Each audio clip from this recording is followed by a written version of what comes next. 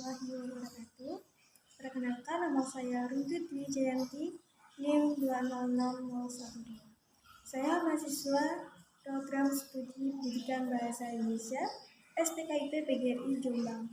Pada video kali ini, saya ingin membahas mengenai kritik sastra menggunakan teori psikologi sastra. Ilmu psikologi adalah kajian tentang menguraikan kejiwaan seseorang, dan dalam kaitannya dengan sastra, itu digunakan untuk meneliti alam bawah sadar. Nah, dalam alam bawah sadar ini, pembuat karya sastra tersebut muncul cabang psikologi sastra karena adanya pembahasan tentang hukum-hukum psikologi yang diterapkan pada karya sastra. Contohnya bagaimana? Contohnya pada sebuah tulisan yang dipengaruhi berdasarkan kehidupan pribadi pembuat atau pengarangnya. Psikologi turut berperan penting dalam menganalisis sebuah karya sastra dengan melihat dari sudut pandang kejiwaan, baik dari sudut pandang pengarang, tokohnya, atau dari karya sastra itu sendiri. Pada tahun 2011, psikologi sastra ada kajian sastra yang memandang karya sebagai aktivitas kejiwaan. Pengarang akan mengungkapkan cipta, rasa, dan karya dalam berkarya.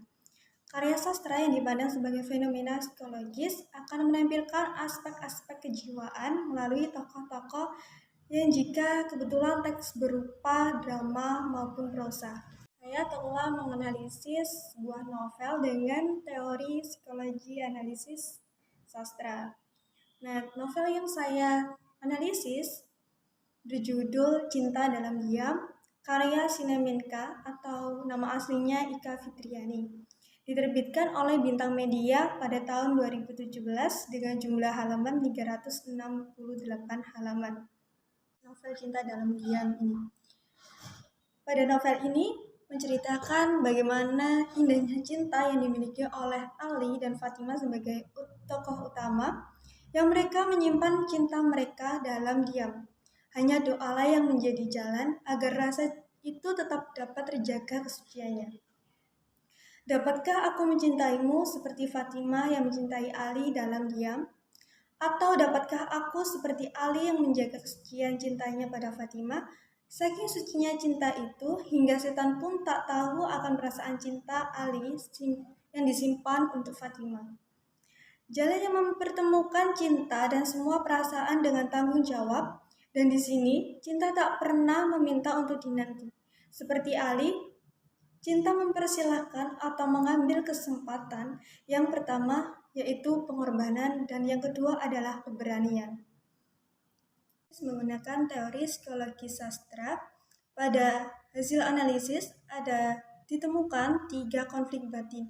Yang pertama konflik batin id, yang kedua konflik batin ego, dan yang ketiga konflik batin superego atau dalam bawah sadar.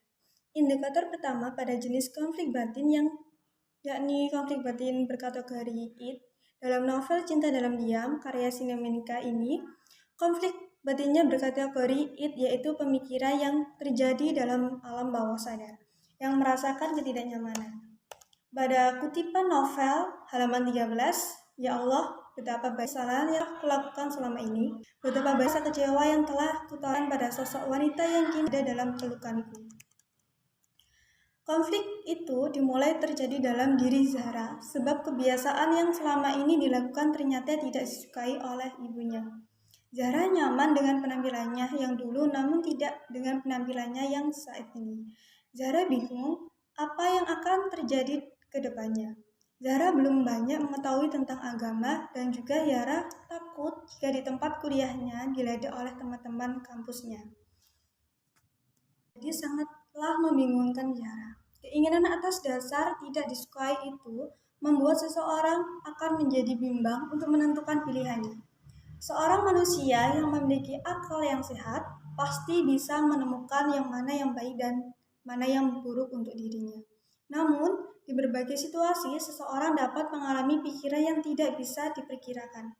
Karena seseorang memiliki pola kepribadian sendiri, sehingga ia akan menentang apa yang seharusnya dilakukan oleh pemikiran yang baik dan buruk. Indikator kedua yakni konflik batin ego. Konflik batin berkategori ego yang mengarah kepada tindakan yang dilakukan tokoh utama setelah melewati fase konflik batin itu. Seperti pada kutipan novel Cinta Dalam Diam pada halaman 5, aneh, itulah pendapatku saat mengamati penampilanku di depan cermin. Bayangkan, aku yang biasanya hanya mengenakan jeans dan kemeja lengan panjang saat menemani mama bepergian, hari ini tak tahu kenapa malah disuruh mama untuk memakai gamis. Bingung dengan keadaan tersebut, apakah harus tetap biarah kenakan atau tidak. Konflik berkategori ego pun muncul dalam dirinya sebab keinginan tokoh utama dan seorang ibu sulit ia hindari.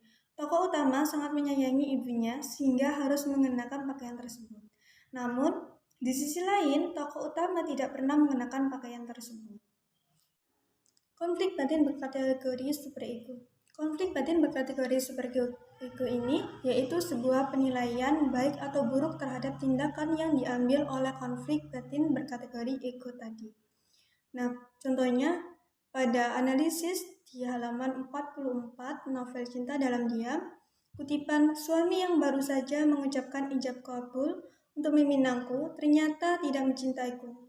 Ia mencintai Mbak Aya, bukan aku. Apa yang harus kulakukan ya Allah? Suami yang baru saja mengucapkan ijab kabul untuk meminangku ternyata tidak mencintaiku. Data tersebut menunjukkan bahwa selama ini Zara hanya memikirkan dalam hati saja dan tidak berani bertanya kepada Ali tentang perubahan yang terjadi pada Ali yang disebabkan karena ada perempuan lain di hatinya. Baru mengerti mengapa Ali berubah, ternyata bukan Zahra yang ia cintai, melainkan Ayana atau tantenya Zahra. Seorang Ali yang taat agama seharusnya tidak melakukan perbuatan itu kepada istrinya, karena itu dilarang oleh Allah SWT. Telah saya lampirkan di sebuah deskripsi video ini berupa laporan hasil analisis novel Cinta Dalam Diam karya Sineminka terhadap pendekatan psikologi sastra. Terima kasih. Wassalamualaikum warahmatullahi wabarakatuh.